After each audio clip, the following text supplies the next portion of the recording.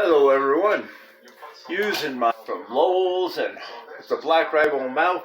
We have a pistol grip here, but we're not going to use that. What we're doing today is using the closed grip technique.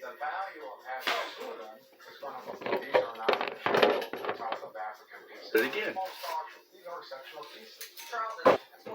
we are at about 17.